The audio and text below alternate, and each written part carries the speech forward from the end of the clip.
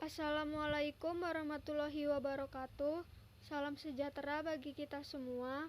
Perkenalkan, kami dari kelompok 8 kelas MA6 Universitas Pelita Bangsa akan mempresentasikan materi tentang konstitusi dan rule of law. Pengertian dan definisi konstitusi. Istilah konstitusi berasal dari bahasa Perancis yaitu constituer, yang berarti membentuk. Pemakaian istilah konstitusi yang dimaksud adalah pembentukan suatu negara atau menyusun dan menyatakan aturan suatu negara. Sedangkan istilah undang-undang dasar merupakan terjemahan istilah dari bahasa Belanda yaitu grondwet. Perkataan wet diterjemahkan ke dalam bahasa Indonesia yang berarti adalah undang-undang dasar dan grond berarti tanah atau dasar. Adapun definisi konstitusi yaitu adalah peraturan tertulis maupun tidak tertulis yang mengatur pemerintahan. Sedangkan undang-undang dasar merupakan konstitusi tertulis.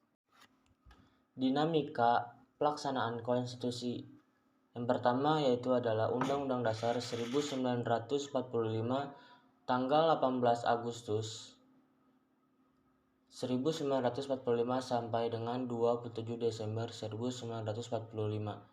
Dalam waktu ini, pelaksanaan Undang-Undang Dasar tidak dapat dilaksanakan dengan baik karena bangsa Indonesia sedang mempertahankan kemerdekaan yang baru saja diproklamasikan. Yang kedua yaitu ada Konstitusi Republik Indonesia Serikat 27 Desember 1949 sampai dengan 17 Agustus 1945. Yang berisi konstitusi ini tidak dapat berlangsung lama karena adanya tuntutan masyarakat dari berbagai daerah untuk kembali ke bentuk negara kesatuan dan meninggalkan bentuk RIS, dan akhirnya Republik Indonesia Serikat dibubarkan. Yang ketiga, Undang-Undang Dasar sementara dari tanggal 17 Agustus 1950 sampai 5 Juli 1959. Pada saat itu, sistem pemerintahan bersifat parlementer, bukan presidensi lagi, dan dalam pelaksanaannya sistem parlementer ini menyebabkan tidak tercapainya stabilitas politik dan pemerintahan. Yang keempat, ada Undang-Undang Dasar 1945 dari tanggal 5 Juli 1959 sampai dengan tahun 1966. Karena situasi politik pada sidang konstitut pada 1959 sehingga presiden mengeluarkan dekret presiden yang salah satunya adalah memberlakukan kembali Undang-Undang Dasar 1945 menggantikan Undang-Undang Dasar sementara 1950. Yang kelima, ada Undang-Undang Dasar 1945 Amandemen 1999 sampai sekarang. Setelah reformasi, Undang-Undang Dasar 1945 mengalami 4 kali amandemen dari tahun 1999 dan 2002. Setiap peraturan perundang-undangan di Indonesia tidak boleh bertentangan dengan Undang-Undang Dasar 1945. Institusi dan mekanisme pembuatan konstitusi, Perpu dan Perda. Satu yaitu ada institusi lembaga yang bertugas untuk membuat konstitusi dan peraturan perundang-undangan yang di bawahnya meliputi 2 institusi yaitu badan legislatif yaitu ada DPR dan badan eksekutif yaitu presiden. Kedua institusi ini bertugas untuk membuat undang-undang. Institusi lain di luar kedua institusi di atas, baik yang bersifat infrastruktur maupun suprastruktur politik, memiliki tugas memberi dukungan sesuai dengan peran dan kompetensinya. Bentuk produk peraturan perundang-undangan yang dihasilkan oleh institusi di atas berupa Undang-Undang Dasar, Perpu, Perda, dan PP. Mekanisme amandemen institusi dan pembuatan undang-undang, Perpu, PP, dan Perda di proses pembuatan peraturan perundang-undangan di atas dapat dijelaskan sebagai berikut.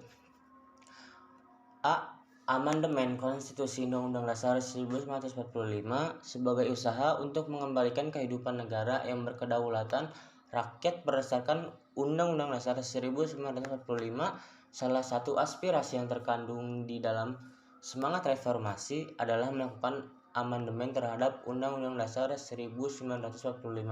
Maka pada awal reformasi, MPR telah mengeluarkan seperangkat ketetapan sebagai landasan konstitusional, yaitu 1. Pencabutan ketetapan MPR tentang referendum.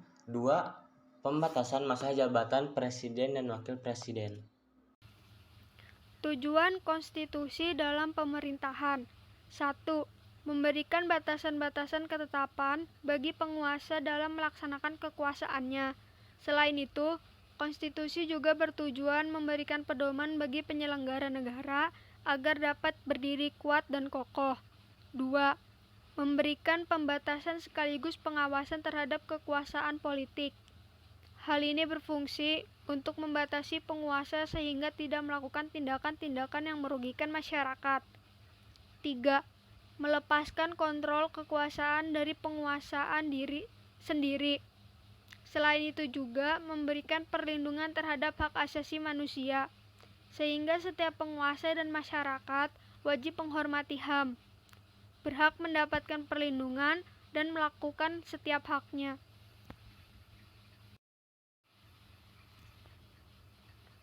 Pengertian Rule of Law. Berdasarkan pengertiannya, Friedman 1959 membedakan Rule of Law menjadi dua, yaitu pengertian secara formal, in the formal sense, dan pengertian secara hakiki atau material, in ideological sense. Secara formal, Rule of Law diartikan sebagai kekuasaan umum yang terorganisasi atau organis public power, misalnya negara. Sementara itu, secara hakiki, Rule of Law terkait dengan penegakan Rule of Law karena menyangkut urusan hukum yang baik dan buruk. Just and unjust law. Rule of Law terkait erat dengan keadilan sehingga Rule of Law harus menjamin keadilan yang dirasakan oleh masyarakat. Sejarah berdirinya Rule of Law diawali oleh adanya gagasan untuk melakukan pembatasan kekuasaan pemerintahan negara. Sarana yang dipilih maksud tersebut yaitu demokrasi konstitusional. Lalu perumusan yuridis dari demokrasi konstitusional adalah konsepsi negara hukum. Latar belakang Rule of Law.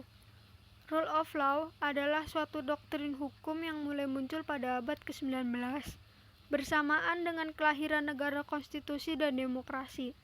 Doktrin tersebut lahir sejalan dengan tumbuhan suburnya demokrasi dan meningkatnya peran parlemen dalam penyelenggaraan negara, serta sebagai reaksi terhadap negara absolut yang berkembang sebelumnya. Rule of Law merupakan konsep tentang common law, tempat segenap lapisan masyarakat dan negara beserta keseluruhan kelembagaannya menjunjung tinggi supremasi hukum yang dibangun di atas prinsip keadilan dan egalitarian. Rule of law adalah rule by the law dan bukan rule by the man. Konsep ini lahir untuk mengambil alih dominasi yang dimiliki kaum gereja, ningrat, dan kerajaan, serta menggeser negara kerajaan dan memunculkan negara konstitusi di mana doktrin Rule of Law ini lahir.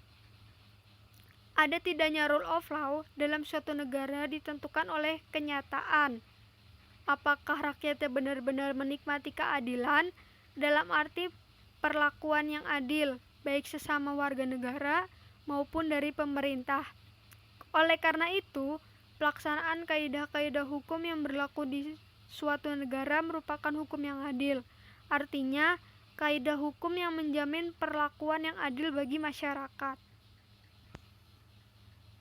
Fungsi Rule of Law. Fungsi Rule of Law pada hakikatnya adalah keadilan sosial bagi masyarakat, terutama keadilan sosial. Penjabaran prinsip-prinsip Rule of Law secara formal terutama dalam pasal Undang-Undang 1945. Pasal 1 ayat 3, pasal 24 ayat 1, pasal 27 ayat 1, pasal 28D ayat 1. Pelaksanaan rule of law. Agar pelaksanaan rule of law bisa berjalan dengan yang diharapkan, maka keberhasilan harus didasarkan pada corak masyarakat hukum dan yang bersangkutan dan kepribadian masing-masing setiap bangsa. Rule of law yang merupakan institusi sosial harus didasarkan pada budaya yang tumbuh dan berkembang pada bangsa. Rule of law sebagai suara legalisme yang memuat wawasan sosial, gagasan tentang hubungan antara manusia, masyarakat, negara secara adil juga memihak pada keadilan. Dinamika pelaksanaan rule of law di Indonesia. Yang pertama, kepolisian. Fungsinya menjaga dan memelihara keamanan dalam negeri. Yang kedua, kejaksaan. Menjadi lembaga penegak hukum yang profesional, proporsional, dan akuntabel. Yang ketiga, KPK. Untuk mengatasi dan memberantas korupsi yang terjadi pada suatu wilayah dan juga dalam pemerintahan pusat. Yang keempat, ada Mahkamah Agung. Sebagai lembaga pengadilan negara tertinggi, MA bertugas membina penerapan hukum melalui putusan, kesaksian, dan peninjauan kembali. Fungsi ini tidak lain untuk menjaga agar hukum dan undang-undang di Indonesia dapat diterapkan secara adil dan tepat. Yang kelima, ada Mahkamah Konstitusi. Salah satu fungsi dari MK yaitu sebagai pelindung hak konstitusional warga negara yang menjamin terpenuhnya perlindungan hak konstitusional terhadap warga negara.